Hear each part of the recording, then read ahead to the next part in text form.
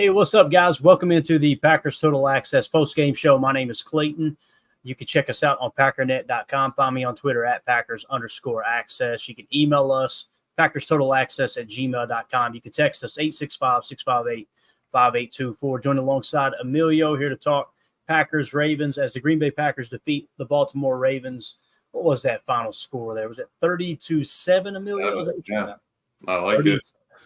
Great showing by the Green Bay Packers. Obviously, there at Lambeau Field had a huge crowd. I believe it was 72,239 was the official attendance tracker. So just a huge crowd. We're going to talk about all that, give you all the news, the notes, the stats, everything geared around the game. Before we do that, let's give a quick shout out to our friends over at Ticket King, the official ticket provider of Packer Fan Total Access Live, Wisconsin-based since '92, with specializing in Packers tickets.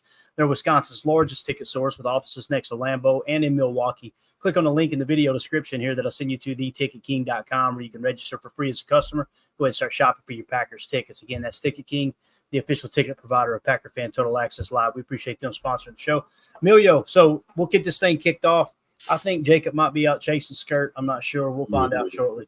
But get your initial take on the game here, man. What did you think? It's pretty. I think it's important to create a little momentum going into the regular season. What do you think, man? Well, definitely. I mean, so we're cutting down to 70 in a few days, right? So everyone that was out there, we had just shy of 40 sitting. So I love the energy that they had on the sideline, but man, those guys still had something to prove going out there and playing. I'm happy with how, they performed. I'm sure Matt was happy. Obviously, we got the win. Even if we lost, I think the energy was good. They were all hustling out there. I love how many times the defense got their hands on a ball, tipped, punched out, whatever. That was awesome to see. I know Clifford had a rough start, but kind of finished strong. I like that, and Pratt as well. So really all around, great performance. I don't think Matt's got, too much to complain about. I'm sure there's a lot of teaching moments, but good job. I completely agree. We're going to keep our eye on Packers.com too, or on their Twitter page to see if we can catch Matt LaFleur at the podium. Why don't we do this? Why don't we just jump right into the box score and talk about some of the things that we've seen today? Maybe just take it one position at a time here. Let's start with the quarterbacks. So obviously Michael Pratt and Sean Clifford played today. Michael Pratt went 8 of 12 for 80 yards, 1 touchdown, 1 interception. Sean Clifford went 6 of 14 for 53 yards with a touchdown, no interceptions. So pretty decent day, I think, for Michael Pratt, other than the pick that kind of hurt. And if I remember correctly, wasn't he pressured on that throw too? Am I thinking right, Emilio? Didn't he get his – no, the contact he had was trying to make the tackle. Right, yeah. No, I think that was honestly, that one kind of looked weird when it looked like he double clutched it almost off the quick look. And then I think it was Joel Wilson kind of cut the route short. And I think he expected him to keep going, or last second he decided that he didn't want to throw that in breaker and he wanted to hit that corner route, and it just, couldn't make the decision.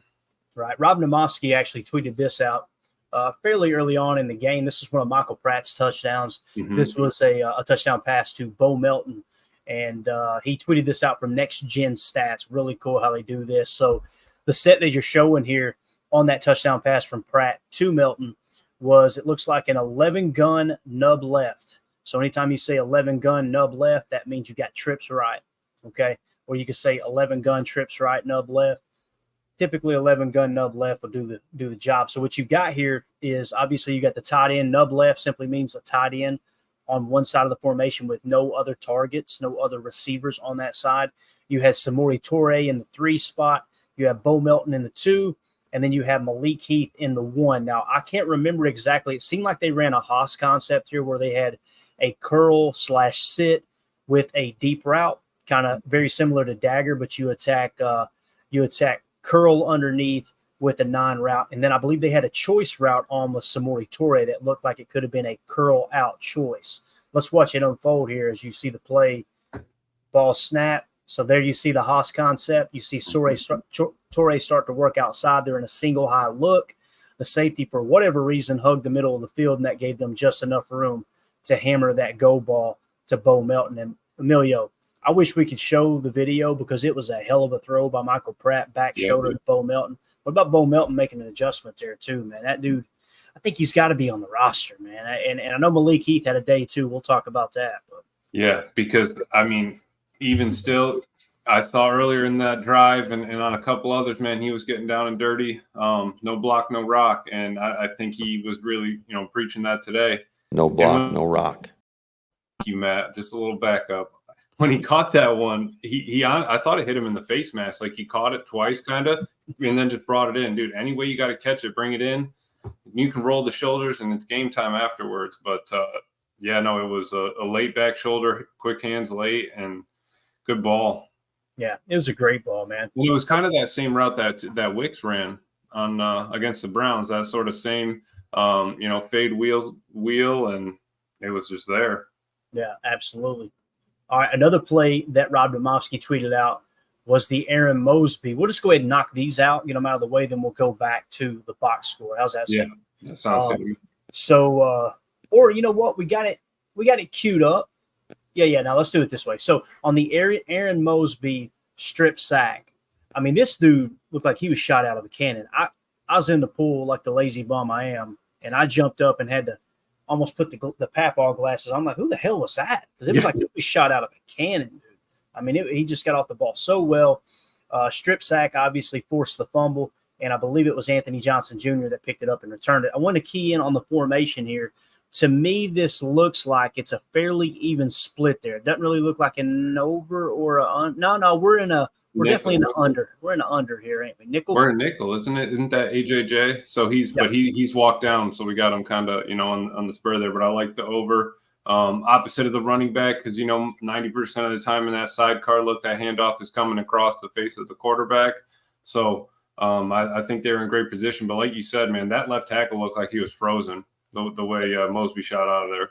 It's kind of hard to tell, but I think it's an under front. It's a nickel 4-2-5 under with a spur safety. Look at 94, how he's in between the tackle and the guard. Yep, and 96 is on the inside shoulder of the guard. So that would be. Yeah, so that's definitely an under. They're playing under the tight end side, but they bring the spur safety and Anthony Johnson Jr. up to meet that run fit on the right side, right? Yep. And again, watch 53 off the corner as we go in real time here. Speed. Look at that, bro. He had no time. And Next Gen Stats has got it pretty well down pat. Let's see how much time he actually had. Watch the seconds tick off here, okay? And the ball snaps, so it snaps immediately. Yeah, right at 2 seconds. I mean, right at 2 seconds. And you know what he didn't? He didn't hesitate when that tackle stepped down, right? The tackle stepped down to hug the guard, and he didn't even think twice about putting a hand on that man. Yeah. He said, I'm going right for the quarterback. Yeah, so Aaron Mosby, huge play there. Anthony Johnson Jr. scoop and score. Another 36 doing a Lambeau leap off a forced fumble. How cool is that, man? That's time is a flat circle. All right, next play that Rob Domofsky tweeted out from Next Gen Stats. Aaron Mosby comes flat free, as Dom Capers used to say, unblocked for a strip sack Anthony Johnson Jr. That's the play that he was just talking about. Have a day, Aaron Mosby. He just quote tweeted it. I wanted to see if he had the other play by Mosby, and he did not. That's okay. What about Aaron Mosby? Didn't he get an interception too? Am I thinking right, Emilio? I think he did. He did. That was wasn't that an edge dropping into coverage there, Clay? See, now I wasn't going to say anything. I'm sorry. You brought it up. Yes, that is correct, Emilio. That was an edge defender dropping into coverage, same as Don Capers did, same as Mike Pettin did, same as Joe Barry did, although some people on Twitter would lead you to believe that Joe Barry was the only person in the history of the game to have an edge defender drop into coverage. When it works, nobody complains, though, right? Exactly. Nobody complains. They're going, great call, Jeff Hafley. Dude, so, and he looked that thing right in. I mean, that was to a T. Make the triangle, catch it, and go. Oh, dude, it was Mosby. Now, listen, I'm not going to sit here and say he played himself onto the roster, but he made this a lot more difficult for Matt LaFleur. He could have played himself onto the practice squad for sure, though. Oh yeah, no doubt. Like locked sort of spot. You know what I mean? No doubt about it, man. Back to the box score. Let's focus in on the running game, and we'll come back to the defensive side. I just wanted to hit on some of that since we already had that Rob Domofsky Twitter page pulled up. I'm trying to keep an eye on the pressers too. Nothing yet from Packers.com. I don't believe. Yeah, no, so we're still good. So, yeah, as far as the running backs, Emilio, seen a lot of Merriweather today, 16 carries, 74 yards. Not a bad little day at the office, right? Could have been a lot worse. Had a long of 13. Nate McCrary, 11 carries for 64 yards. So it's 6.4 yards a carry. Nice little day there. 18 was his long. Emmanuel Wilson, 11 carries for 52 yards. Emmanuel Wilson, bro, did he not look good there? He looked really good. He looked really good. I'm honestly surprised he's the third, most in yards, because I thought he was all over the place. He broke through a couple holes. He kept bouncing, bouncing off tackles. It was nice. Yeah, look at this. Coach Lynn in the chat said Mosby over Cox. LOL. Just like that. It's like calling for a genie, Joe. Coach Lynn, toss him in a dumpster. Watch Jacob jump in here. He'll just magically appear on the show now that he said Mosby over Cox. But yeah, no, a hell of a day. I see people talking about Christian Welch in the chat too. Man, yep, that dude. Yeah, he had another pick too. There was he had that the second one where our man KO had a little bit of a crackback, but hey, I'm all right with that. That's Dennis Shook getting creepy in here says, Emilio, take your dang shirt off. There you go. Don't tell him that. He will. Trust me. There's been many times like, God, I gotta hurry. He's rushing home and going to get dressed. If you guys knew how unprofessional this was as we get ready to get going every night. So definitely. Running backs, though, so overall, 39 carries for 193 yards. Pretty good day at the office. What's that average there, Emilio? Can you do that math? Do you know that math? If not, I got a calculator out here. I don't know that math on hand. Real quick here. 40 out of 20, I'd say, around 5 yards? A little under 5 yards a carry, maybe. 4.9 yards a carry. That's we'll take that. Granted, there's a bunch of backups, but yeah. That's got to make Matt happy, though. I mean, look, we ran the ball 40 times, we passed it 25. So that's. I mean, if we can have games like that all year, I think he would be absolutely ecstatic. Just lean on the run game, run them. Looking at it, though, I mean, we used 3 running backs. Obviously, it's preseason, but we used 3 running backs, picked one, that had a couple extra carries, but everyone's getting a lot of use. So I think we got to kind of keep that in mind when we're looking at that roster moving forward. Definitely. And Respect Orange says PTA calendar incoming with topless pinups for Dennis. There you go, Dennis. Special order, sir. All right, here's Coach LaFleur at the podium. As we always say, I can't control the volume. I can only crank it as loud as it'll go. Hopefully you guys can hear the coach and see what he's got to say here after this big win. As big a preseason win as it could be, I would say, getting ready to head into the regular season. Hard. I thought they did, for the most part, they did what we asked them to do. There's a couple throws that you always want to have back. Certainly the interception there when Pratt looked. I mean, you gotta be just a little more cautious in that situation.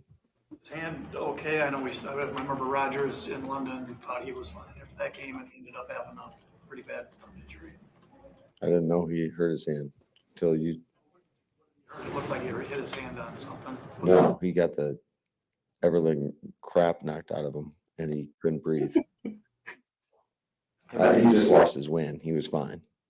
Yeah, that's what Mandy said. Tell the guys today that you were. It's hilarious. We were watching it live, and Mandy, he's fine. He just got the breath knocked out of him. I was like, and they watched that play. I don't know, and they played it back and went, she's right. He just got the breath. Yeah. She's seen it first time, bro. We weren't going to play the starters. Did you have them go through warm-ups and then tell them, or did you tell them ahead of time?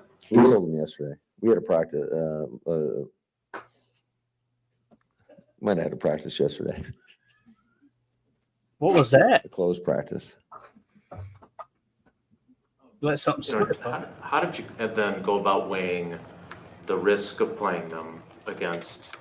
I mean, you talked about the momentum you guys thought you generated by playing them all last year and then playing as well as you can. Yeah, I think every situation's a little bit different. And you got to be smart and calculated in regards to the decisions that you make with your team. And I thought the work that we got in the other Sit day your butt was outside. really good.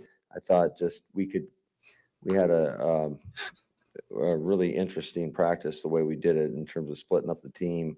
One team or the guys that were playing today were walking through doing cards versus Baltimore, where the guys that we didn't play today we had like a 20 play deal that we did. And just wanted to get a little bit more stuff that we potentially could start running here in the near future. The team, the players between now and the cuts? Well, the way that our schedule works, it's a unique deal in regards to the timing of our game being that it's on a Friday. So they will be off the next 3 days. They'll be off Sunday, Monday, Tuesday, and then we'll bring them back in Wednesday and we'll get together. With backup. That's interesting. Did you already? That's after the Brazil game, right? No, I think he was talking about cut downs. Now, I could have misunderstood this, and you guys chime in the chat if we did. Did he ask about when the cut downs were going to take place? He said, that's what's interesting. We're going to have the next 3 days off, and then they'll be back Wednesday, but the cuts actually happen on Tuesday. No, so I thought it was after the Brazil game, the way the NFL, I thought he said after the Brazil game, we'll play Friday. They'll have the next, it'll be Saturday, Sunday. They have the next 3 days off. Gotcha. Sunday, Monday. I think flying back Saturday, Sunday, Monday, Tuesday. They'll be back Wednesday. I think that's what he was saying. Now, see if we can catch that again. It was hidden yardage, if you will, when you get hit on contact and you're falling forward. Okay, I misunderstood it. I thought they were asking him about cuts. That's my bad. Those every yard counts. So those add up in a hurry. Was Rochelle injured? Yes. Well, kind of. Didn't feel like he could open it up enough to go out and play. Matt, you got a bunch of young linebackers that I know you like, but what has Christian Welch shown you throughout this whole preseason, and what has he done to make things maybe difficult for you guys? Yeah, he's just a smart, tough, physical player. I thought that interception that he had was an outstanding play. It looked like, to me, he baited the quarterback right there as a hook player and just made a great break on the ball and made the play. And then he had a heck of a return. You highlighted Aaron Mosby the other day. It's kind of unfair that Anthony picks up that fumble instead of just letting Aaron pick that up and finish the I was glad we scored. How impressive is what he did today, and do you think? Yeah, it was extremely impressive to have 2 takeaways, the forced fumble, and I thought that was a pretty physical play, and then come away as a dropper, which we don't do a ton of, and he's sitting there right in the window and make the pick. I thought those were 2 outstanding plays by him. I want to hit on this real quick. We'll pause it and come back to it. Drew D says LaFleur not wanting to say Rochelle was injured for cutting purposes. Maybe that's kind of what perked my ears up too. Is like he started to talk about it and he was, So yeah, there's going to be some chess being played when we get down to these final cuts for sure. Anything you want to add to this point, Emilio, or you want to keep going here? Yeah, no, I like how he said, he was a dropper. We don't do that a lot, but exactly. I'm sure with big roster decisions, there's not always 100% consensus. How do those conversations with Brian take place, and how do you get to a place where you figure out where those final 53 spots are at? Is that the case all the time, or is that a new wrinkle? Like Ted used to always go down there, but I don't know if he actually talked. I think we have more. He's usually down there more so in the preseason and less in the regular season. So, and especially when I'm not calling the game, it definitely frees you up to kind of have some conversations and, in game. And I personally thought it was really beneficial, to be honest with you, especially when you're talking about who you want to see, who you want to get in the game. And so it's a pretty good collaboration there. Page now. What are some of the? Sorry, what was that, Jason? That called the offense, or did you have somebody else? No, we actually had 2 different guys do it today. So Jason Vrabel called the first half, and John Dunn called the second half. There you go. So they had Jason Vrabel call the first half, and who called the second half? You say John Dunn. John Dunn, the tight ends coach, right? Yeah. I love it about Matt, man. He's just constantly trying to include people. You know what I mean? Like he did that with Getsy. He obviously, kind of. Yeah, he got who's the offensive coordinator? I've already forgot his name now. Nathaniel Hackett got him a huge payday going to Denver, right? With the offense that he's designed here. So, pretty cool that he's letting other guys call the plays. Absolutely. And we did the same thing with our defense today. All of them, like a lot of guys called the game today. That's awesome. The page now from the preseason and get ready for that trip to Brazil. What are some of the All right. It keeps resetting, so it's kind of jumping around. I don't want to confuse people, especially those who are listening on the podcast. So we'll get back to that here in a minute. What any takeaways there, Emilio, as we jump back into the box score here, man? Just that I think he's happy with where they're at right now. Obviously everyone was fighting for a spot there, but he was talking right here, Coach Len hit it. He was talking about Goot there, saying it's nice having him on the field. We can see who we really want. Gooty's the one turning the bottom of the roster while Matt's coaching. So who do we want to see on the field? Who do we want to get a couple reps? If we're both down there, what do we think of this guy, sort of thing? And I like that communication is moving. Completely agree. I think a lot of that conversation was Goot saying, Matt, these two guys here, what are we thinking? And I noticed Goot was talking to a couple of other assistant coaches too. I guarantee he's saying, hey, between these two players here, how you feeling type thing, right? Mm-hmm. I think it's cool, man. I'm not saying I would want the GM or an owner on the sideline during a regular season game, but right. I think in this situation, pretty cool to see Goody down there for sure. So yeah, and like you said, he's not calling the game, so he can pay attention to a little bit more of everything else going on. Absolutely, and it is awesome that he does give them those chances. Yeah, definitely. All right, so moving on to the wide receiver room, Malik Heath led the charge today. Targeted 5 times, had 4 catches, 39 yards, and a touchdown for old water cooler. Samori Toure was targeted 4 times, had 2 catches for 28 yards. Emmanuel Wilson, 2 targets, 2 catches, 26 yards. We talked about the weak spot of his game is the passing game as a receiving back and then also his pass pro. The fact that he came away with 2 targets, 2 catches, pretty important there in my opinion. Bo Melton, 2 targets, have 1 catch for 18 yards and that back shoulder throw touchdown. Joe Wilson, 3 targets, 2 catches, 11 yards, and the rest is pretty abysmal there. I'm trying to see if anybody got a lot of targets and very, very few catches. Doesn't look like DeBose only got 1 target.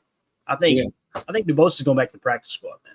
And we only threw the ball 20 times. We already went over that. So it's crazy that, we got a lot more work for our running backs this game, that's for sure. But I think you're right. DeBose is probably, locked up that practice squad spot. But he was blocking well. But Malik Heath, man, he was balling out today. When he caught that touchdown pass, those late hands, late hands over his shoulder.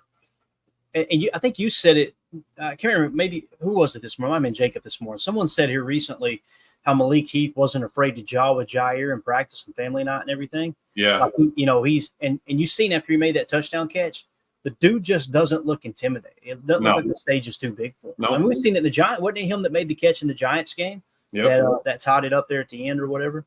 He's not worried about it. He played at Ole Miss. He's been around big crowds. It's not like he hasn't played, in those kind of situations. Set his man up, stacked him, got his hips turned outside, and literally once he turned his head around, that ball was already on his shoulder.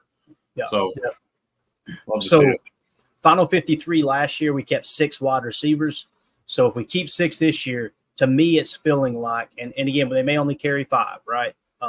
It feels like it's going to be Malik Heath and Bo Melton, and then they're going to try to put Grant DuBose on the practice squad. So you would have Christian Watson, Romeo Dobbs, Dontavion Wicks, Jaden Reed, Bo Melton, and Malik Heath is what it feels like. They may feel like they can get Malik Heath on the practice squad. I don't know if it's worth the risk that. I mean, that's what I'm saying. Like if we had that kind of 4 catches, 10 yards a catch and a touchdown, I mean, that's something that a team might take a shot at for their 5th wide receiver, their 4th wide receiver, right? So, I mean, for him being our 6th, we got to make sure that he's locked up. But I think, Toure, DeBose, we can, put them on the practice squad and still be able to get through with it. Yeah. And it looks like Coach LaFleur is still at the podium. Before we jump into the defense, why don't we go back there real quick and see what else he's saying? And I'm also eager to see if anyone else comes to the podium. But here's Coach Matt LaFleur once again. But I think every situation is going to be a little bit different. Thank you. Thanks, guys. Have a great Perfect timing. So that's it. There you go. You heard it from a fan. I was sitting there thinking, watch it wrap up as soon as we go back to it. Right as he hit it, yeah. I definitely want to give you guys any kind of soundbite we can from the head coach, obviously any chance you can get, but I also don't want us to sit here and be boring and everybody like, I can watch the presser, Clayton. I'm trying to listen to a live Packers. What'd you think of Henry Pearson out there? I didn't key in on him much, to be honest with you. I just don't, with the direction that the offense is going, like think about what we've talked about. There's a lot of 12 personnel. We're showing you outside zone looks, both strong and weak, and the RPO approach that's attached to it. We're talking about the slicing that goes on. Most of the time, every time, the slice block that Matt LaFleur loves so much comes from the U position. So can Henry Pearson do that? Absolutely he could. There's no doubt. But it just feels like it's more of a 12 team as opposed to a 21. Still, I mean, that goes without saying. But I don't know, man. I just don't see any scenario where he makes the 53. I don't think he's going to make the 53. But do you think that he's one that we would want to keep on the practice squad and rotate him? Because I think that Matt, I feel like against a couple teams, if we like a 21 look, I think he could be pulled up for a game or two definitely this year. And Matt would actually use him, pretty regularly in that game. Meaning if you face a team, a couple weeks out of the year that you go, hey, we really like our advantage against their base defense type thing, and then all right, let's activate him, because he was on the practice squad pretty much all year last year, right?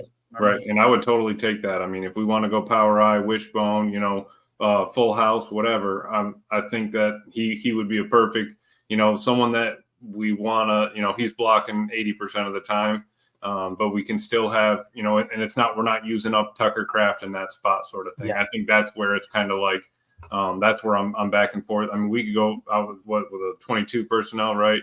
Luke and Tucker out there, and a running back and Pearson sort of thing. Nice heavy set, and see where that goes. But I think that we could get some of those matchups. Yeah.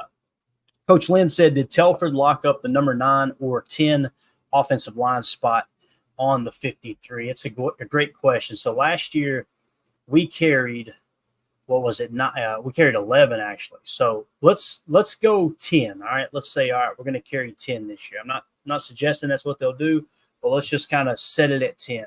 Mm-hmm. If we were to try to predict the 10 offensive linemen, let's see where Telford falls here. I'm going to drop that comment. Thank you so much, Coach. Obviously, I'll keep it started there so we know who he's talking about. Rasheed Walker, Elton Jenkins, Josh Myers, Jordan Morgan, Zach Tom. All right. Then you've got Jacob Monk and Sean Ryan. I think they're slam dunks to make the roster. That's 7 now. Okay. So now it comes down to Andre Dillard, Kadeem Telford, probably Luke Tenuta, maybe Donovan Jennings. I feel like Travis Glover might be a little further back, but didn't he? Travis Glover actually got snaps with the 3s last week, right? Yeah. So there's a chance there, I guess. The question is, who's going to be your backup left tackle? I think Andre Dillard has got that. That's just me personally. So if he's the backup left tackle, go, all right, who's going to be the backup right tackle? And this is what Coach Lynn was talking about. If Dillard is your backup left tackle, that's 8. So if you've got 2 more spots, it's going to come down to who do you want to keep? Caleb Jones, Kadeem Telford, Donovan Jennings, Luke Tenuta, or Travis Glover. You can pick 2 out of those to hit that 10 spot. I don't know, man. I think Telford's got as good a shot as anybody, but I'm not going to sit here and BS you, Coach. I don't know. How do you feel about it, Amelia? I think that's where I'm kind of hung up is, you're locked in at 8. I honestly almost think they might go a little light on the O-line getting through cutdowns. And I feel like we could stash more of our O-linemen than we could stash maybe some of our skill guys. Maybe they look to re-sign him afterwards, but I want my man Glover on the team, but I think that he's more of that right tackle. I didn't see them put him at left tackle, and I did see Telford kind of flip-flop, I think. So I think they like that ability for him. Yeah. In a perfect world, you would like your swing tackle to be able to play both sides. Right. And I just don't think we have that guy on the roster. So I'm wondering if they're going to patch it together with Andre Dillard being the primary backup at left tackle and then work the rest of the guys in at right tackle. That's kind of what it feels like. Sean Ryan is going to be a backup at 3 positions. I think it'll be right guard, center, and left guard. Jacob Monk, as let's see here, Coach Monk in the chat said, boys, the Monk man looked good today. I didn't key in on him much. Did you notice anything about Jacob Monk? I know we got Jacob Beard in here now. Did you guys notice anything when it came to to Monk today? I thought he looked good. Yeah, he was starting at center, wasn't he? Yeah. I'm not mad about it. I'm not mad about it at all. No bad snaps or anything, right? No. Don't remember seeing any false starts, nothing like that. And every time I see him, he's always down the field blocking, or he's always the first one getting up the running back. I mean, he's that kind of guy that's, going to be right there by your hip, push the pile, all that. I think that if if we know he's solid at backup center, man, that's ideal. We could rotate, find the best 5. Yeah, definitely. Jacob, as we get ready to continue hitting these comments here, let's just get your initial takeaways from the game. And we're just kind of climbing through the box score, answering questions, that type of thing. Yeah, man, I enjoyed the game. I'll tell you what I definitely didn't do. I definitely didn't kick back in my chair around midway through the fourth quarter and fall asleep for about 35 to 45 minutes. That definitely didn't happen. I just didn't wake up in a panic and went, That's not what happened. But man, dude, I was really excited. I don't know if you guys have highlighted these, but right now, really was impressed with Nate McCreary, really impressed with Emmanuel Wilson, Malik Heath, and I think Mr. Bo Melton got their way onto the team today. I thought that Joe Wilson also had a good game. He had one drop I saw that I just, bugged me. But other than that, man, I think Clifford had a decent day after the first initial onslaught of him kind of just being poopy. At one point, I think he was 1 for 7. I think Pratt showed that he's probably R2. It just looks like he is, man. He just looks poised. He's going to learn that you can't run downfield and try to throw blocks, and you can't throw tackles. Otherwise, you're going to start. He looked like, boy, what was it? You ever seen the clip of the 2 ladies in the news clip where they're at a winery and they're stamping on grapes, and then one of them slips, and all you hear is, That's kind of what I pictured Pratt doing. It looks like he caught a freaking elbow right in the chest or a shoulder right in the chest. Yeah. And we need to get the soundbite cut for that, don't we, Amelia? Yeah. Oh, definitely. You guys know what I'm talking about, right? Randy Cleaver says Pratt is not a tackler. Yeah, I know exactly what you're talking about. They're at the winery. It's the grape stomp, right? And the newscasters are like, wow. I don't think she's okay. We should probably check on her. He just cut away. Yeah. That's a classic. Yeah, and Mosby had a great game too. Really good. Yeah, 2-0 for this. People were already hitting you up in the chat before you were here. Said now that Jacob's here, the chat's consensus is that Mosby is better than Cox. Thoughts? You watch your damn mouth. You keep Cox out of your mouth, all right? You know what I said? What I said. Emilio. I could tell he was doing something. He went kind of cross-eyed for a minute, and he just got real quiet. I just don't know. It's sometimes more and more difficult every show we do. That's insane. All right, Jacob, stop, please. Just the tip, though. My God. Yeah. All right. Anyway, back Lord. to the important stuff. You bunch of knuckleheads. It's hilarious, man. We're less than 12 hours away from being remonetized. Oh yeah, guys, come on, shape up, you bunch of degenerates. Gotta make some money here. Oh man. All right. Well, let's move along to the stats here. So Sean Clifford had a fumble. I think he recovered his own fumble, right? Anthony Johnson Jr. had that fumble recovery from obviously Aaron Mosby with the strip sack. Christian Young recovered a fumble as well. Now, that was from Kalen King's tackle, wasn't it? Yes, it was. Absolutely. Bite the ball. And that was like, I seen Kalen King a couple of times before that play, and I got to be real. You guys know I'm rooting for the dude. I think he has potential to be one of the steals of the draft. He's been a little sloppy. I wasn't impressed, right? And then all of a sudden, bang, and I literally was, who was that? It was Kalen King. So, and you're going to get that with him. That kind of showed up on the tape. He's very physical tackler. Didn't he have didn't he blow somebody up in the backfield and his helmet came flying off too? Yes, or maybe it wasn't in the backfield, but it wasn't behind the it wasn't a tackle for a loss, but it was a gang tackle, maybe like a 2 or 3 yard stop kind of thing. Yeah. But yeah, dude, he's blew him up. Also, I don't know if you guys have talked about, but Anthony Johnson Jr. He's gonna make it hard, dude. He's gonna make it hard for him to have. There's 5 safeties is gonna even push the envelope, I think. But you could argue honestly that we could. I mean, you can't obviously keep more than 5, but everybody at the safety position, I'm talking even like guys like Benny Sapp look like he's playing hard. Guys like God, I can't remember what his name was, but he looked like he was coming to play too, dude. It was Zane.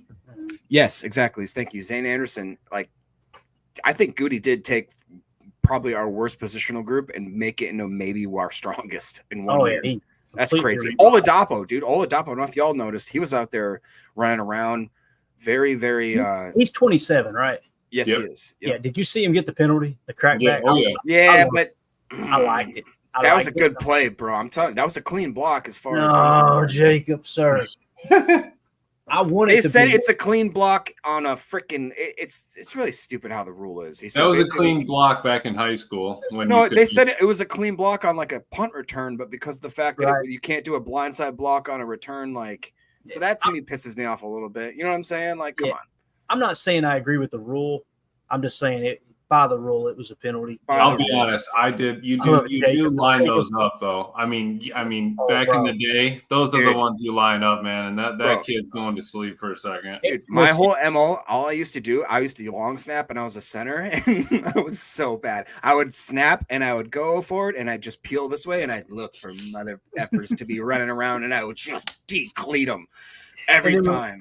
And then when Warren Sapp did it to Chad Clifton, you were like, "Oh, it's so dirty!" Right? How dare you? Well, that was on an interception return, so that is different. Fair game. Oh, that's hilarious, man. I love how you're like, I know it's a rule. It's still a bad call. It's a bad rule. Jacob's that dude that leads the police on a 20-minute chase because he's drunk, and then he gets out of his car, throws his keys in the weeds, and like, "You didn't see me behind the wheel. I wasn't behind the wheel when you caught me." I love it. Hey, real quick, I won't say his name. I love you, my buddy. You know who you are. 20 years ago, he led the police in Hudson on the slowest low speed chase of ever. He left the bar and drove at like 4.5 miles per hour for like 4 miles. And same thing, he pulled up into his yard and he got out, and the cops were like, "What? Get out!" He's like, whoa, I'm just going home, guys. And they tackled him in his front yard. Then he was like, "My knee." What's up, Mert? Oh man, it's off the rails. Coach Lynn says Johnson Jr. makes the 53. There's no doubt about it. 100%. Yeah, has to. The question is, and again, we're keeping 5 safeties. We have to. It's got to be McKinney, Johnson, Bullard, Williams, KO. And if we look, let's do this. Let's look at the 53 from last year. If I could find it again, final 53. Yeah, we kept 5 safeties last year. Let's say we go that route again. So read them off again, Emilio, the ones that you think will make the team here. X, Anthony Johnson, Bullard, Williams, and KO. Got it. All right. I think you're spotted. What's crazy too is Benny Sapp been playing pretty good ball too. Zane Anderson is one of Rich Bisaccia's favorites on special teams. I think what it's going to come down to is Rich Bisaccia might have to choose between Christian Welch and Zane Anderson. If that's the case, give me Christian Welch. Yeah, like dude. That dude, man, absolutely balled out. Right. I think Emilio's got something he's going to share on the screen. What we got here, Emilio? Talk to me. I was just pulling up the 53 here just so that we could see it a little bit better here. But I was saying, so we got X, Anthony Johnson, Bullard, Williams, and KO, and all 3 of these guys are rookies, right? So they have to stay. They have to stay on the roster. We got X. We just paid, and Johnson is the personal. I saw him as personal protector for punt. I mean, they're not going to put the dude there if they don't like him out on the field, right? So, I think they have to make the roster there. Yeah, I think. Yeah, I mean, when you got someone who's toward the bottom of the roster that can do multiple things, it's absolutely huge. And I do see him as Xavier McKinney's backup, like you've got it listed there, right, on that side of the field. Yeah. On the opposite side, Bullard, Williams, Oladapo, I think that's kind of how that sits. So are you suggesting that Benny Sapp – you're not saying Benny Sapp make the 53, right? Or no. That was just me when I was kind of putting the – you got everybody listed line there. I see what you've done now. Yeah. Yep. All right, cool. All right, good stuff, man. So it's good to kind of get a bird's eye view of that. We may go back to it here in a second. So when it came to the defensive side of the ball, obviously, here are the stats. Christian Welch, 6 tackles. Chris Russell, 5 tackles. Tyron Hopper, 5 tackles. Once again, Tyron Hopper, I didn't see any pass coverage snaps, but it was like anytime they ran the ball and Hopper was on the field, he is meeting those run fits aggressively. Yeah, he's got to tackle for a loss again too. Did you see him smoke the quarterback? Yeah, dude. Ooh. I mean, the guy didn't slide till after he hit him, but I'd still. And then he got up just trying to check and see if he got a flag. Right. I love how he plays though, and he's on kick return. He's out there blocking, so he's making the roster. They're not gonna have him out on kick return blocking if he's not already planning to be there moving forward. Yeah, I think Coach Lynn said it perfect there. Hopper has real stopping power. When he hits guys, they stop in their tracks. And he was playing Mike. It looked like he was playing the Mike when he was out there running it. Yeah, that was weird too. I noticed that as well. Do you guys also notice who the leading tackler was for Baltimore? You guys remember scouting out Bo Braid? Yep. Yeah, he looked pretty good. That's the one thing that kept flashing to me too. I was like, dang, man, if we didn't have our safety room set, I'd be kind of jealous. But yeah, he looks good. David Colvin, let's pull that back up there real quick if you don't care. That chat we just had up, that one. Yeah. All right. David Colvin said, definitely Welch, but who are we going to lose? So if we go back to the 53 from last year and we talk linebackers, again, think inside linebackers. We carried 5. You'll probably carry 6 this year would be my guess. There's a decent chance of carrying 6. Let's say 5, 2, 6 here, okay? So if we were only keeping 5, you got Quay Walker, Eric Wilson, Isaiah McDuffie, Tyron Hopper, Edgerrin Cooper, if he's healthy. That's 5 right there. So now it comes down to, do you carry 6, being Christian Welch, Raylan Goforth, Christian Young, or Chris Russell? To me, Christian Welch, head and shoulders above those other 3 guys, right? The question is, do you carry 6 instead of 5? That's the big problem here. Because you're going to be carrying 5. You got a little bit of 5 safeties. A little bit of static, Jacob. It might have been your phone there, brother. I don't know. Is it too close to the mic, maybe? You hear that too, Emilio? I did maybe for a sec. It's gone now. But I was looking at so you got 5 safeties. I think you almost have to keep at least 5 backers, potentially 6 with Welch there. I mean, looking at it, looking at the 53 real quick that we put sideways, I don't know where else they would go. You got Christian Young and then Russell and then Goforth. Those 3 aren't. I mean, they're not making that, right? So it's got to be tough, man. It's tough. So if you're going to have to carry 6 to keep Welch. Hopefully, Edgerrin Cooper doesn't start on IR. That would suck, right? But what were you going to say? 6, right? Yeah, no, I'm just sitting here because to me, in my head, we always seem to sneak one special teams guy on that nobody really kind of saw coming. So to me, it's going to be either Rochelle, Welch, or I'm trying to think of who else it would be. I really think Rochelle or Welch somehow is going to find their way onto this team. I'm just trying to figure out how that works. Like who gets bumped? Is there some sort of musical chairs situation where they throw someone on IR /pup / whatever the case may be? I'm just, I got a lot of guys played really good today, man. Mosby, I think, played his way onto at least that practice squad. You know what I'm saying? And I thought freaking Wooden had a great day. I thought, does anybody know about the Ford injury, the extent of that? Yeah, I actually had an update on that. Let me go find it real quick because there was multiple people tweeting about it. I'll just read it off rather than throw it on the screen. A calf injury for Ford is what it was. So we know it's a calf, hopefully not an Achilles, right? Anytime you see people think it's a calf, sometimes it can be an Achilles. Hopefully that's not the case. Just trying to look through here. I don't see any other updates from that. Let me check over here with Spoon. And again, Jonathan Ford, I think obviously he's practice squad at best, but he is one of some of that depth at nose tackle that you're going to need if you're going to play a run heavy team and need that extra 1 tech on game day. I'm not seeing anything else, Jacob. All I got is a calf injury. Okay. So, are you putting Cox in your starters right there? Is that what I see, Emilio? This is what I think we're making, right? Greens would all be making the 53. Yeah. And then what do you think about the fact that Mr. Len, Coach Len here, is talking about keeping 4 tight ends, man? I thought there's a possibility we might try to sneak just 2 offense here. Because that's one of those areas where I feel like I saw Wilson drop one bad drop. Otherwise, I really liked what I saw to him again. Ben Sims, Davis. I feel like him, all those guys are kind of like teetering around 3 and 4. Yeah. But I could feel like I feel like we could, because last year, what did we do? 3, right? Yeah, we started with 3. Musgrave, Kraft, and DeGuara, man. I could see us trying to sneak 2 on and then doing some sort of musical chairs sort of situation, because what do you think? You think Ben Sims is next, you said? I'm sorry.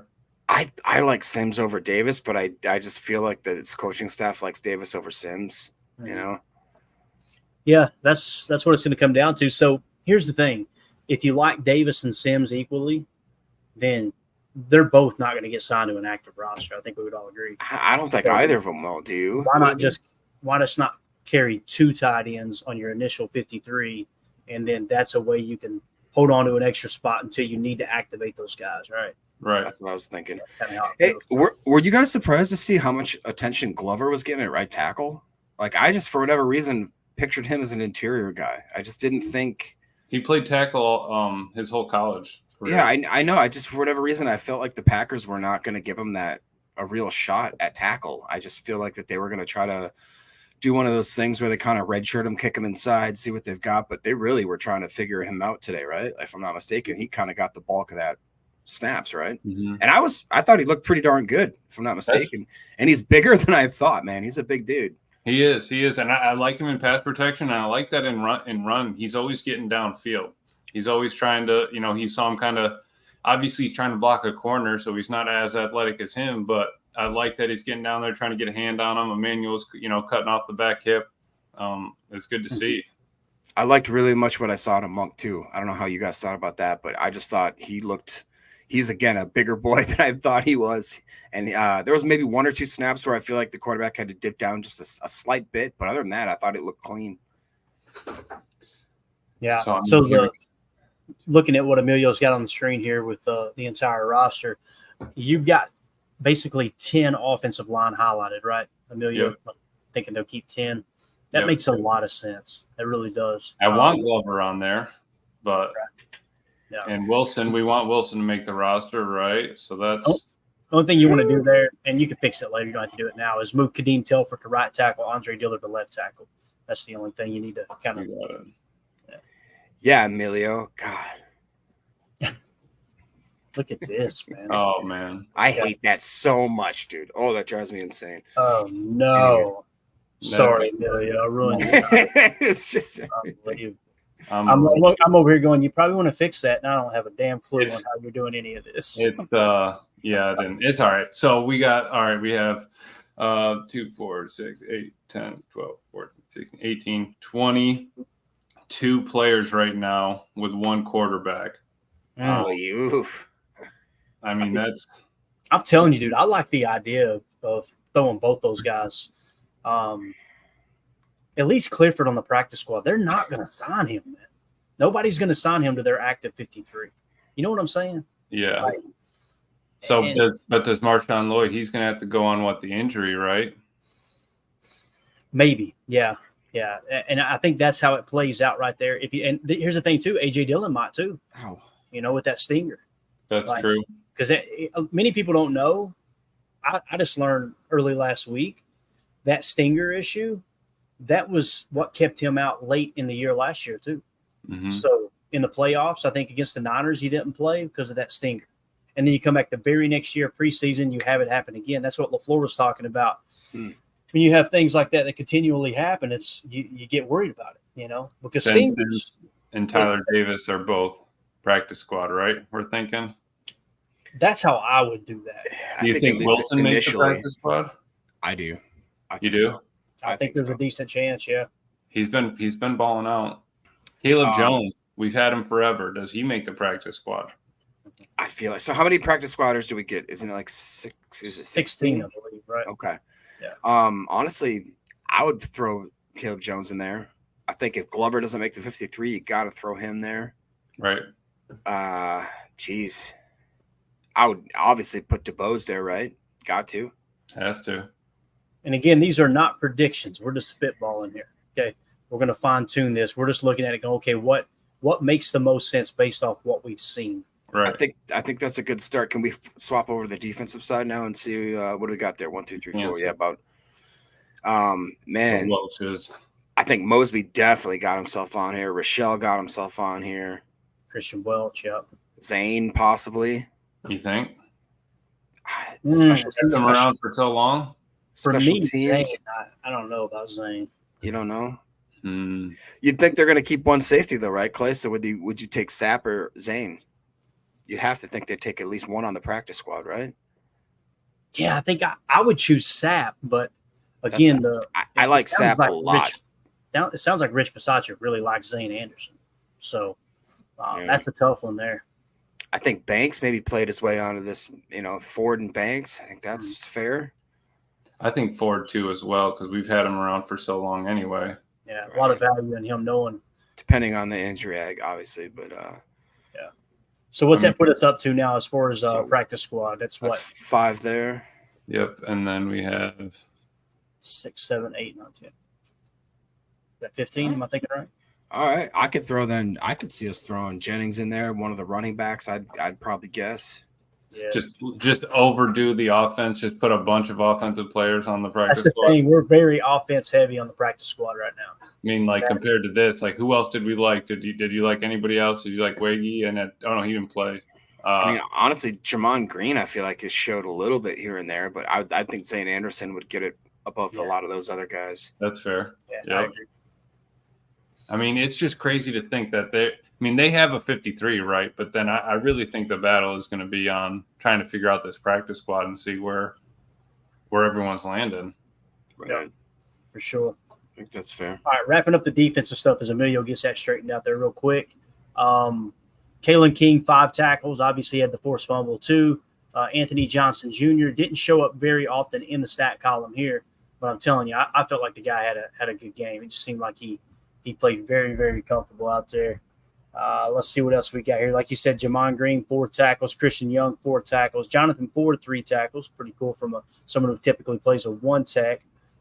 Aaron Mosby obviously just balled out. Yeah.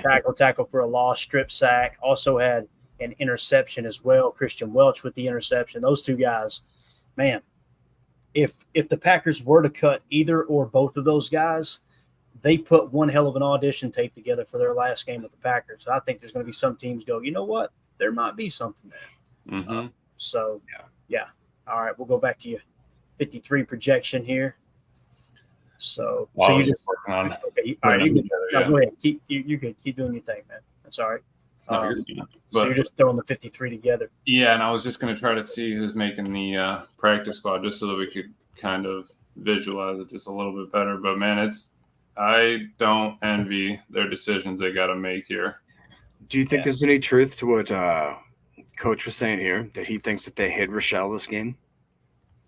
Makes sense. Well, here's the thing, like what Drew D was hitting at too, and what Coach LaFleur said in the presser just a second ago. He kind of slipped and said something about an injury, and was like and he kind of grinned. So it was almost like it was. And again, you could read it 1,000 different ways, but it sounded like Coach LaFleur was saying Rochelle was injured is the reason he didn't play. Right. And he kind of slipped up talking about that little walkthrough we had there.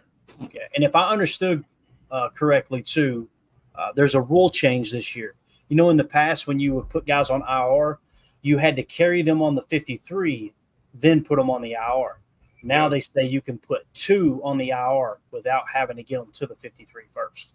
So that sounds like some kind of rule change, a little more flexibility in that regard. So keep that in mind when it comes to some of these injuries that we got going on, whether it's Rochelle or who have you. Yeah, there you go. That's what David Colvin's just saying. How about 2 players on the IR? So if you had to pick 2 players that are currently injured, you could put on the IR to manipulate the roster just a touch.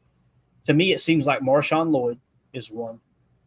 All right, seeing that the hammy still might be a little tweaked. Mm-hmm.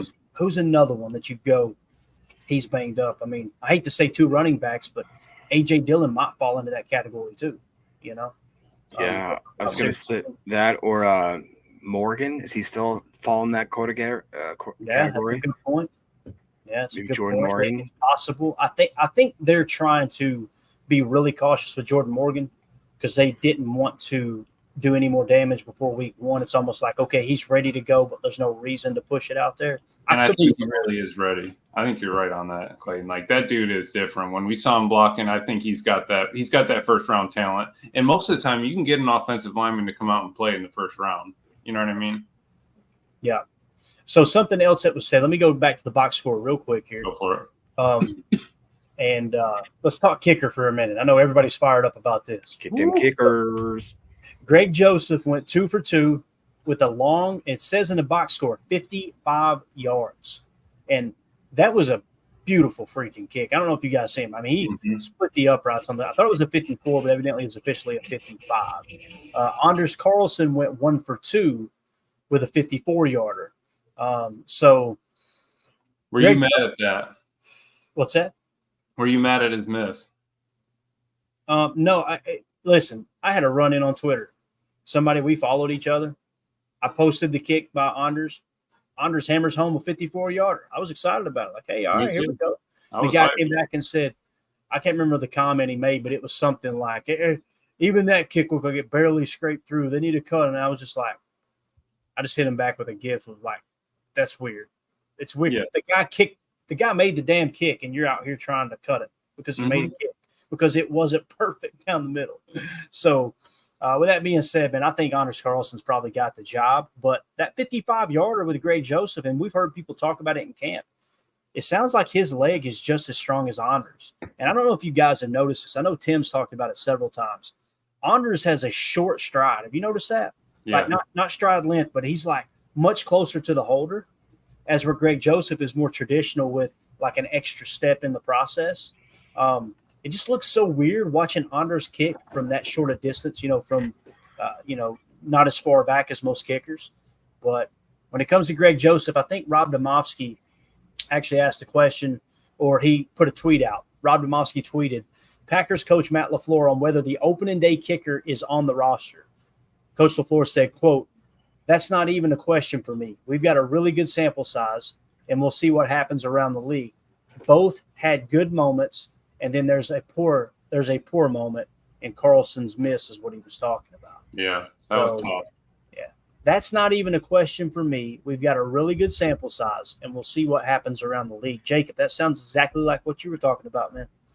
Yeah, was I taking a little nappy nap while Anders missed one? Did he miss one late in the game? Oh, you did take a nap, Jacob. I tell you what, boys. I tell you what. How long was it? It was like a 37-yarder. I think it was a 30-yarder. So of course, the haters are going to be chirping now. Don't get me wrong. Obviously, I am the king. I'm number one as far as stirring the pot with the kicker situation. I understand that. At this point, though, in the game, I think it's clear that we're going to be with Anders. So once we make the decision, I'm full tilt, full tide, all in for Anders. So, Greg Joseph, like Clayton just said, has a great leg. I think he'll probably have a future in the NFL at some capacity in some way. I don't think it's going to be with the Packers. I think that the development of Anders is going to continue, and obviously I think they wouldn't have signed Mr. Down Under Hale to the international. There you go. Yeah, you put him in the red. Discriminate, my God. Lord, put him in hot red, dude. Hey, if you guys and gals would hit that like button for us real quick. We got a bunch of people in here. We greatly appreciate if you take just a second, hit like, share, all that good stuff. Feel free to follow the channel as well. Channel blew up earlier. We got a bunch of subs from the pregame show. This year is going to be absolutely awesome. We're excited about everybody kind of being along for the ride with us here. So go ahead, Jacob. Do you have something else you were saying, man? No, man. I mean, I just think that it's got to be Anders. I'm going to jump on board and support him completely. And do you guys have any sort of hesitation towards the special team group, specifically the long snapper? I don't think I have any issue with the holder. I have no problems with the punter. It's so weird how the punter just like that guy. That's got to be like the most smooth and easy person's job this whole offseason. You know what I mean? Whelan's just over there, just smoking lung darts. He's like, "It was my turn, coach." Goes out there. Dude, Whelan, listen, I might buy a jersey. Whelan is one of my favorite Packers. That dude, he literally, the holding problem was fixed the second we signed him. Yep. Yeah. And he is absolutely booming kicks. Let me drop this down real quick. Again, 3 punts, 136 yards, one inside the 20, long of 55. The dude is, I'm telling you, he's just so freaking steady. Like, sign him to a contract extension so you can get him on the cheaper, get out ahead of it, have the holding, the punting, everything taken care of for the foreseeable future. I wanted to say that to also point this out. Do y'all hear something dinging right now? Do y'all hear that? Negative. Mandy is, I don't know what she's doing in the moment, but she is beating and banging on something that's metal. I told you to get them shelves put up before she got upset, man. Get out of there, Mandy. She's waiting at the bottom of the steps with a baseball bat banging on her. Ready to take your leg. Warriors. So, yeah, the one thing I want to point out here, notice we only kept 2 special teamers last year. We did not carry a long snapper. We manipulated the roster in that fashion. And what that says is they were okay with both long snappers, but obviously they re-signed Matt Orzik the following Wednesday. So they may go that route again. I don't know. But I'm just so damn happy that we ain't got to worry about bad snaps, bad holds. And I'm like, let's just keep those guys. Let's make sure they're secure. Because if we ever have to go back to 2021, it's going to involve a water gun, Jacob. That's all I'm going to say. I'm going to do bad things with a water. So it's crazy, man. Like, that makes me a little nervous that they might try to do that again and Matt Orzik gets signed somewhere. But I guess all of the 31 teams probably got their long snapper already in-house, I would imagine. So, so there's a chance that could happen. What are we looking at here now, Emilio? So now I've got it kind of spread out where we had them vertically. So for offense, we've got a count of 22 players making it. That just has Jordan Love and 3 running backs of Jacobs, A.J. Dillon, and Emmanuel Wilson. On this, we have Pratt and Clifford on the practice squad currently. And then for defense, we've got 23. So that would leave us at 50. 50 right now. 50 plus Anders and Daniel would bring us to 52. Yeah. I honestly think that they will not only carry one quarterback. You know what I mean? I think they'll carry at least 2. Here's the issue I have. I think Pratt is more likely to get signed than Clifford. Yeah. I just don't know if I could see Clifford being put on the practice squad and Michael Pratt on the active roster. You know what I'm saying? Like, it just seems odd. Yeah, it does. Like a demotion sort of look, but he's still there, but he got kind of demoted. But I mean, that's right now where we have it. There's one open spot to make this team, or make the 53. How we've got it written up right now. So, and then with the practice squad currently, we're at 11 plus 6, 17.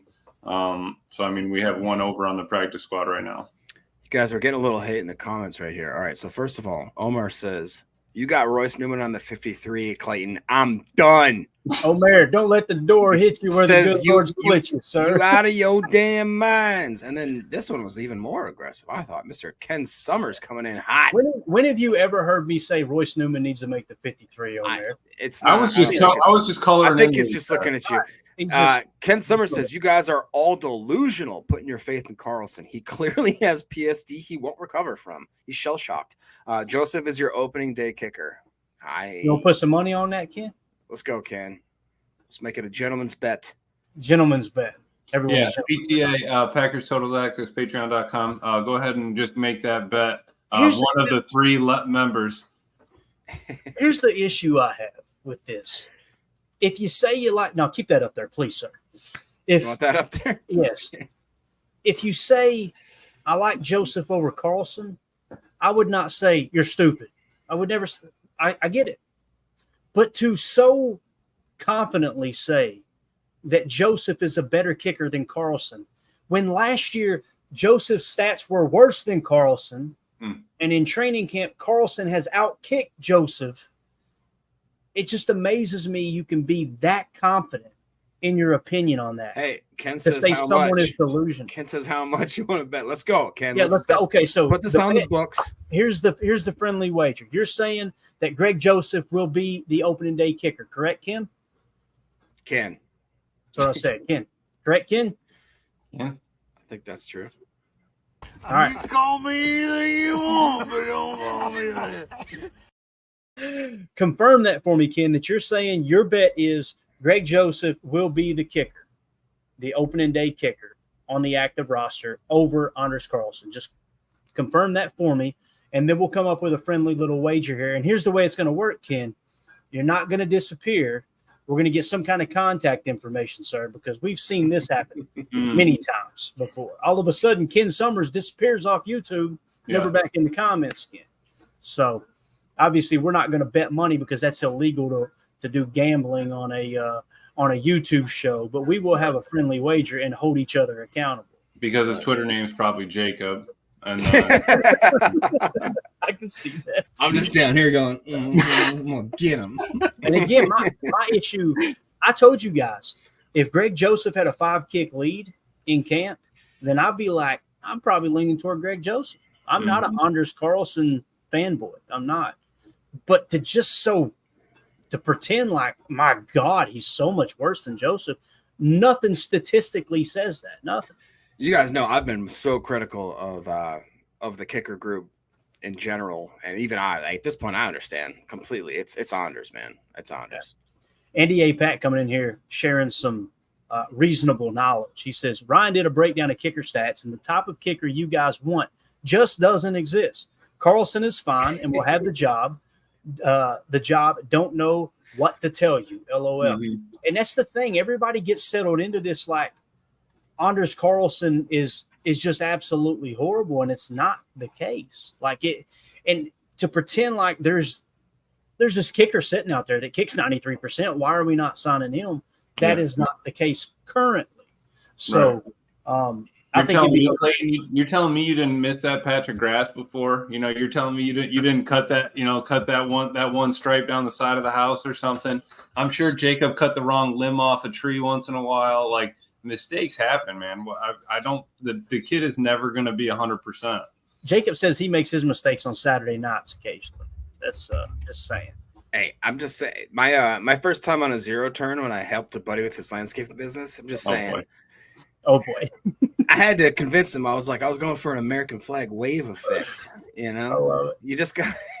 Sometimes you just, it is what it is. Ken chimes back in and says, "I'm here. That's wonderful, sir." Okay. Hey, we've been waiting, bro. Yeah. We thought you left. Ken, you got to confirm here. All in fun, though, honestly, because we're not trying to hate on you, Ken, because that's a great. Honestly, that I love people that stand on their morals, but let's make this an actual legitimate gentleman's bet here. I'm saying, don't sneak out of this, Ken. Let's go. Let's do this. So, Ken, you were saying Anders Carlson or Greg Joseph will be the week 1 starter. Is that correct? That's the question.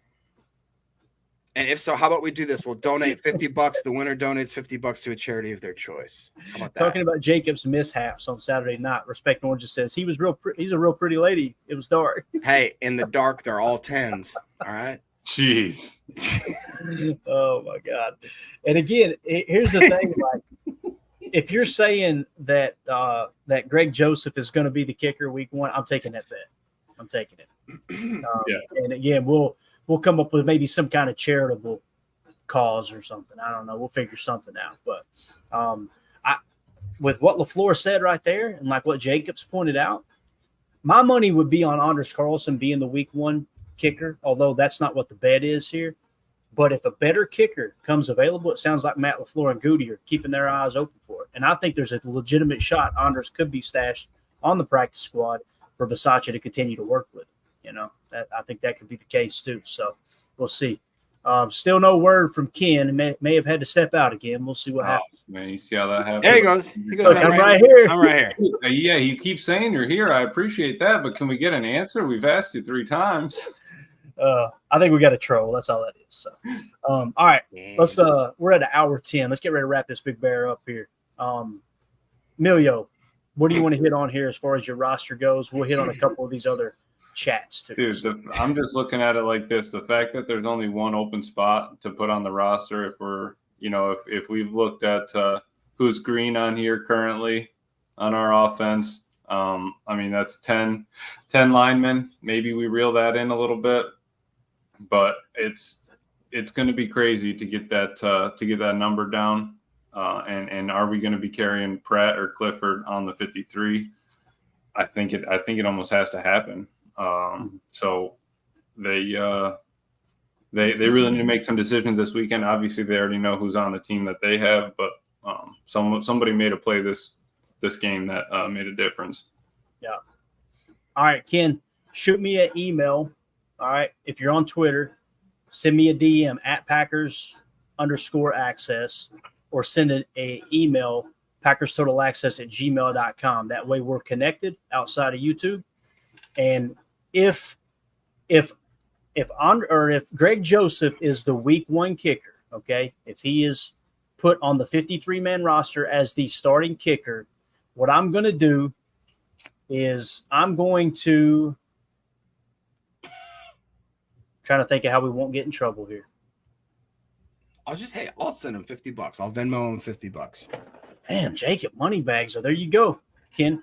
50 to the winner's charity. There you go. Perfect. Hey, I like that. I like that. Thank you. Hey, Ken's a good guy. Shake on it. Shake on it, Jacob. Shake on it. Virtual shake. There you are, Ken. I'll go Ken, shake his hand, Ken. I'll go tunnels to towers. That'll be my charity. That's my my favorite charity. Oh my God, I love it. There, I changed the roster for Ken so that he was happy. Love it. Oh boy, that's all I needed to see. Why are you gaslighting? That's all I needed to see. There we go. Let's go ahead and So for this says money to the organization loser hates least. PETA. Dwight Schrute. That's all I hear. Chris N said, listen, stop shortchanging it, boys. Let's do tattoos here. What are we doing? Oh, tattoo bets are all the rage here for sure. Drew says Jacob does so many of these bets. He already has a charity lined up. Heck yeah, I do. Yeah. I love it. All right, Jacob, anything else, man? We got to wrap this thing up. No, man. Honestly, that was a great day. Very excited. I'm mad at myself that I grandpa'd it and fell asleep in the old chair. And wonder what happened. Hey, man, I got a little excited. I got real amped up around 4:30 this morning, and then I had to wait like 7 hours before the game started, and then I got strong finish, and then I just the tip though. Thank you. Must have been gifted one of those chairs, Jacob. The ones with the remote on them. They get up kind of slow, but they help you stand right up. I mean, you got the hookups, that's for sure. What are you Heard it from a fan right here. You dirty. All right. Anything else, Emilio? You good? Bates is the man. Said I'll match the winners because I support T2T. Let's go. That's Tunnels to Towers. That's a great organization. Just FYI, if you ever want to donate somewhere. There you go. Like it. All right. So we've got this in the program now. We can look over this again tomorrow, right, Emilio? Yeah. It's in the show. Let everybody sleep on it. And F them. Even though they want Newman out of there. So we might need to change his color or something. Yeah. What do you got, Jake? I can't put it on the screen. Yeah. What is wrong with it? Was a good game against the Ravens. They scored 7 points. Halfley's happy. I'm ready for the defense to Ken Summers says I'm driving. All right, Ken. Don't drive. Yeah, keep on driving, my man. Yeah. You're good. Like I said, shoot me an email, PackersTotalAccess@gmail.com, and we'll stay connected. And also, if you can, hit me up on Twitter too. That would be a little easier to communicate there. So, all right, that's it. Parting thoughts, fellas? Anything else? Roster cut down is Tuesday. Is that correct, Clayton? I believe that is correct. Let's look at the dates real quick. Let me hit you with one of these first, though. I think that was there you go. All right, on our way up to the board here. Roster cut down date is August 27th. So obviously that is on Tuesday. I think, what'd you say, Emilio? Tuesday by 4 p.m.? I want to say it's 4 Eastern, 3 Central. 3 Central. Okay, cool.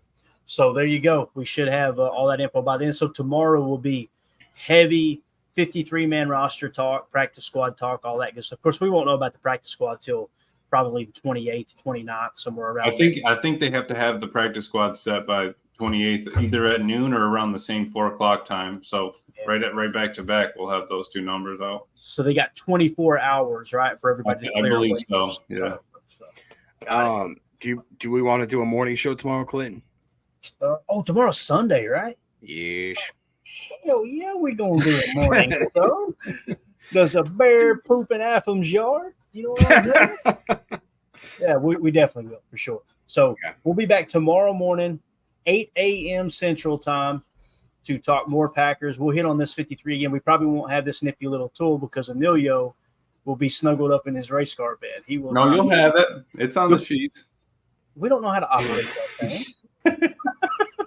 Are you kidding me? I don't know how to drive a stick. All right. Hey, thanks everybody for hanging out. This was a lot of fun. Also, thanks to everyone on the Patreon. Oh, we got a giveaway. I am not prepared. Oh, you guys, I need you to buy me some time. I about dropped the ball. Let me get this ready. Please say something important. Talk about something. We got to do this. John Deere green on a hot summer night. He rode Billy Bob the Charlene. I thought you were talking about who's making the 53. Just like what she said, it's going to take a little longer than that. Okay, so we're going to need a little more time, gents. No, I really am excited for this team, man. It's crazy that Afim said it right here. Viva la Brazil, man. It's time. We're closing in 2 Fridays away. So that's crazy, dude. And I'm sorry. Let me just mention real quick this background, courtesy of your very own. Is that Timmy? Yeah, Packers Total Access. Tim right here with the absolute gem. We need to get it. We need to get him an upgraded camera when we start actually doing something with this pod. That looks pretty good. I'm just saying. 2 for this says bring on the rigged pinky. Man, Eric also says rigged. Chris Ends going to hell, saying PTA over church. Yeah, don't do that, please. Don't put that evil on me, Ricky Bobby. Coach over here. John Deere's going to be in the shop for the first 4 weeks. Oh, buddy. Let's see here. What is today's date? Is what, the 24th? The 24th. Let me mark this that for is it. purposes here. So this is for a copy of Take Your Eye Off the Ball 2.0. By Pat Kerwin. By Pat Kerwin. Just hit all the sound bites while we're trying to buy time here, right? That's what we're gonna do. All right, here we go. We're ready to roll. Pinky Will ready. Oh. Let's see here. Let me do this. Pop this over. That's a little better, right? Look at that. You kidding me? I don't know. It's a little better if we can see the names too. Why is Emilio's name on here? First of all. But listen, I copied the CSV. If Emilio wins, he ain't getting jack. I support the podcast, Jacob. How come you can't get on Patreon? I'm not gonna lie. Last night I almost joined Patreon, and then I thought, nah. He said I thought about joining Patreon, but then I continued on living my life. So, here we go. You ready? Y'all ready to spin it, boys? Spin it. All right, here we go. The winner of Take Your Eye Off the Ball 2.0 on the Larry McCarron Pinky Will is no, it ain't. No, it's not. No, it's not. Is it Pat Daddy? No, sorry, sir. Not gonna happen. We're spinning it again. No, the winner of Take Your Eye Off the Ball 2.0 by Pat Kerwin. What if he actually might want that though? Well, he ain't getting. Oh, it landed on the pinky. Ew. Gross. Joe Stadler. All right, there we go. Joe Stadler is our winner of Take Your Eye Off the Ball 2.0. 2.0 for this. The wheel hadn't stopped spinning yet, and he said rigged. Told y'all it's rigged. So Joe Stadler is our winner. Appreciate you guys and gals for supporting us over at Patreon. And again, if you want to join that group, you can scan the QR code in the upper right. We got some really cool stuff going on there. Different chat, multiple chats created when we do our Chalk Talk segments. A lot of screen grabs in there, things put in place to kind of make it a little more visual as we go into the chat or go into the shows. And also, we're going to ask questions. We got a section where we have listener questions for the show. We highlight those on episodes coming up, so it's a good way to get your voice heard there as well. So just scan the QR code. If that doesn't work, then just go to patreon.com/Packer Fan Total Access. And anyone who's a member of one of those 3 tiers that we have in supporting the show, that's how you get your name on the Pinky Wheel And giving that's where you away. can talk to me and Clayton because Jacob's not in there because he doesn't care about the Right? program. Yeah, don't. Yeah, it's totally cool. He's supporting local senior citizens, so he's doing his duty while we're all supporting over here at Patreon. So it is what it is. So, on Jacob assignment, rings when he's that, on when that assignment bell at Shady Oaks. But anyway, all right. Anything else, fellas? We went way over. I apologize for not having that ready. It's called investing, Clayton. Investing in the future. You heard it from a fan right here. Or the past. Investing in the past is what I would call it, Jacob. Jacob walks in the door. Yeah, here we go. 3 words. Here we go. And 3 more words. This show sucks. Oh, now I'm gonna break your hip. All right. For those All of right, you we're listening on the pod, Thank you for making us a part of your day. As always, let's go out and be the change we want to see in the world. Don't be like Jacob. Go Pack Go.